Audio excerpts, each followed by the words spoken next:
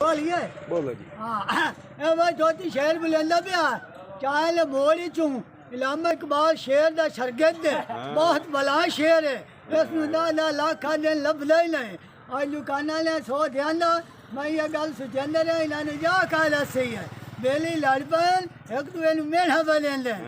बंदे भाज के संगत बना लेंदे संग तोड़ चढ़ेंदा कोई नहीं मंगा लाज पाली टोर गई दुनिया तू आज कदर करेंदा कोई नहीं आज सारे सजड़े नहीं भाई वाल बख्त दे सर देंदा भीड़ कोई नहीं आज अख्तर सारे बल्दी दे मित्र नहीं बुझियान सिकेंदा कोई नहीं पहली दा चा कायदा बंदा दिलू को जिनो में मुझ रखन दा क्या फायदा